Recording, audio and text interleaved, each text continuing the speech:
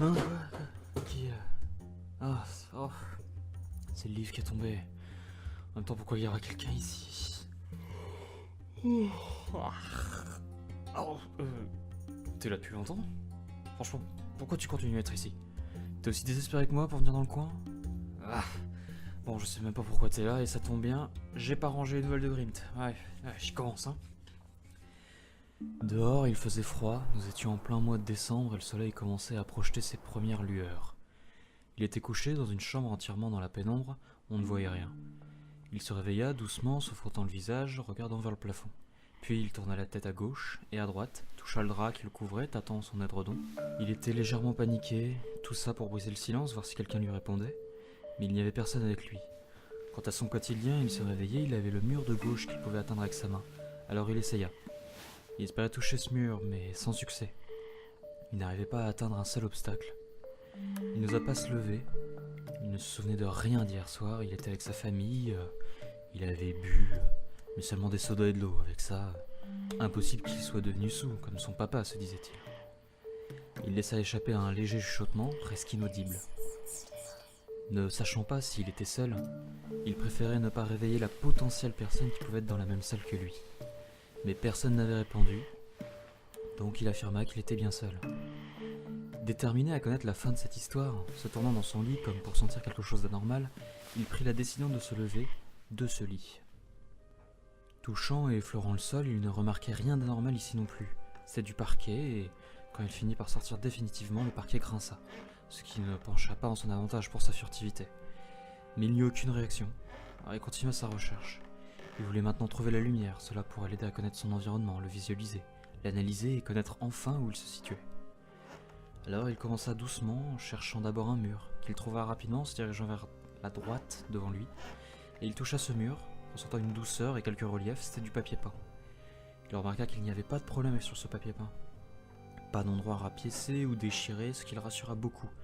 Il se disait que si le papier peint était abîmé, cela était mauvais signe, car la personne qui l'a mis dans cet endroit aurait été quelqu'un de feignant. Et on l'avait éduqué à ne pas apprécier les personnages négatifs. Il reprit sa recherche vers la lumière, mais ce n'était pas très grand ici. Il parcourait un grand mur bien droit, butant sur quelques meubles qu'il ne connaissait pas, où il n'y avait rien dessus, n'osant pas non plus ouvrir les tiroirs, de peur que quelque chose d'horrible en sorte et s'en prenne à lui. Puis le mur était sur sa fin, alors il commença à suivre l'autre mur, toujours à rechercher l'interrupteur. Soudain il toucha quelque chose de froid, fragile, il tapota doucement dessus et en conclut que c'était du verre, et que c'était la vitre de la chambre. Il regarda attentivement et vit une lumière dans une imperfection du volet, mais elle était très loin, malheureusement trop loin. Et si sa vue n'était pas aussi mauvaise, il aurait remarqué que cette lumière venait d'un lampadaire sur la rue d'en face, mais il l'ignorait. Continuant son expédition, perdant patience, causée par la peur et la fatigue, il avait maintenant un rythme plus effréné et moins pointilleux, ce qui pouvait compromettre sa recherche. Il le savait, mais il ne savait pas s'il avait du temps et si le danger était dans la pièce, ou un autre drame pouvait tourner autour de lui. Au bout de quelques minutes d'acharnement, il mit enfin la main sur l'interrupteur de la lumière et, souhaitant que rien ne s'en prenne à lui quand ce sera allumé, il appuya quand même et entendit le déclic. Ses yeux se refermèrent rapidement, il avait du mal de passer d'une pénombre à un foudroiement de lumière, et une fois qu'il se frotta les yeux avec vigueur et qu'il pouvait contempler son environnement, il vit qu'il était dans une chambre, mais il n'y avait presque rien. Mis à part le lit et les quelques meubles, il n'avait jamais vu cette salle. Il était devenu paniqué. Il n'avait jamais vu cette chambre alors qu'il était sans doute dans un endroit complètement inconnu, voire avec une ou des personnes totalement inconnues. Il voulait voir ses parents, les entendre, ou alors sa petite sœur. Pourquoi il n'y avait que lui ici? Ou peut-être que sa famille était enfermée dans une autre salle de cette maison, appartement, ou n'importe quel logement. Il ne savait absolument pas. Le papier peint était vert, pas d'un mauvais goût, mais ce n'était pas le genre de papier peint que l'on retrouve dans une chambre. Le lit était ancien, fait avec du métal. Le matelas, lui, était presque intact, et le drap dans lequel il dormait était parsemé de fleurs sur sa housse, en lien avec son oreiller qui était du même genre. Les meubles étaient en bois, vernis, sculptés et plutôt massifs. Ces meubles étaient fermés par une petite clé dans la serrure. Mais jamais il ne voulait ouvrir ces tiroirs, c'était loin d'être la solution à son problème. Penchant vers la porte, il entendait quelque chose, un tintillement. Ce n'était pas une clochette, mais un frottement aigu qu'il reconnaissait, mais il n'arrivait pas exactement à comprendre ce que cela était. Il regarda d'abord dans la serrure de sa porte pour y voir quelque chose. Mais de l'autre côté, c'était aussi totalement dans l'ombre. Rien ne lui parvenait à la pupille pour l'aider à construire un plan de la maison, et sans doute un plan pour son évasion. Il resta planté là, devant la porte, attendant une idée miraculeuse. Cette idée, après 5 minutes, il l'avait enfin eue. Il avait fouillé l'un des tiroirs et avait trouvé une petite lampe de torche, et elle fonctionnait parfaitement, laissant un léger clic quand elle s'allumait et s'éteignait. Il élabora alors un plan. Il prit la lampe de torche qu'il alluma, éteigna la lumière de cette chambre et se déplaça de l'autre côté de la porte, en prenant soin de ne pas provoquer un problème avec la lumière de son outil de sauvetage. Il commença alors et franchit le pas de la porte. Se trouvant maintenant dans un couloir avec du grand carrelage, froid, il préféra la chaleur de son précédent lit. Mais quelque chose le figea, un bruit, provenant de la fin de ce couloir. Impossible de savoir ce que c'était exactement. Ce n'était pas distinct pour les oreilles. Et prenant le temps pour essayer d'apercevoir la fin de ce couloir, il remarqua une lueur orange dans l'angle mort du mur. Il n'y voyait qu'une légère ombre se déplaçant dans la lumière qui se couchait sur le sol, rassurante, chaleureuse. Il ne sait pas pourquoi exactement, mais il avait un souvenir de cette lumière, et ça calma ses pulsions. Pourtant, il resta sur ses gardes, ne sachant toujours pas à quoi s'attendre.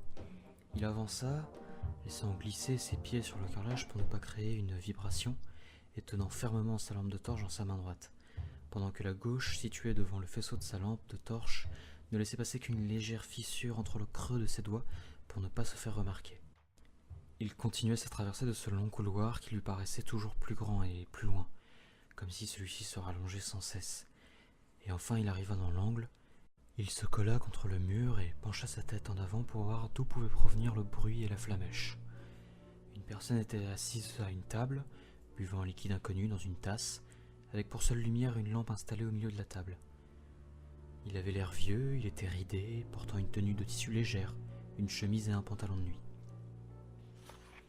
Ses lunettes glissaient sur son nez, et il lisait un journal daté de la veille. Les moucherons qui passaient autour de la lampe faisaient des ombres rapides sur le sol et le visage de cet homme, accoudé à cette table en bois, comme les meubles de la chambre.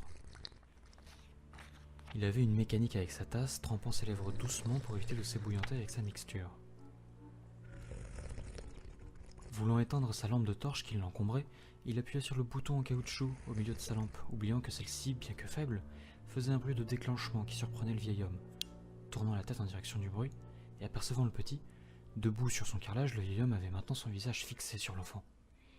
La lumière de l'environnement était bien trop faible pour voir lumière sur son visage, mais le vieil homme se leva, tétanisant le jeune garçon, à moitié caché derrière le mur, et l'homme brisa le silence en posant une question en direction du petit. « Il a réveillé, Pierre ?» Pierre avait reconnu cette voix. C'était celle de son voisin, mais cela n'expliquait absolument pas pourquoi il était là, dans cette maison, avec ce vieil homme amical, où il venait souvent avec sa famille, habitant dans la rue d'en face avec un lampadaire à l'entrée de la maison de ses parents. « Qu'est-ce que je fais là ?» répliqua le petit, d'une voix innocente. « Tu t'es endormi sur le canapé hier soir, et tes parents n'avaient pas la force de te ramener à la maison, alors ils t'ont porté jusqu'à ma chambre d'amis pour que tu y dormes, et te voilà dans le salon. Tu veux un chocolat chaud ou un thé ? Fin de l'histoire.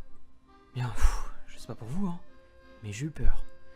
Depuis quand on met du papier peint vert dans une chambre ? Enfin bref. Bon, je vais le dire. C'est pas facile à dire. Mais revenez quand vous voulez. J'aime bien lire les histoires de Grimm, ça me fait passer le temps. J'en ai plein et j'en ai même beaucoup trop. Depuis bien trop longtemps. Bon allez, ce n'est pas tout, mais j'ai encore des choses à faire. Donc à la prochaine. Et oublie pas de t'abonner pour suivre les prochaines vidéos. Et si les vidéos te plaisent, tu peux laisser un pouce bleu. Salut!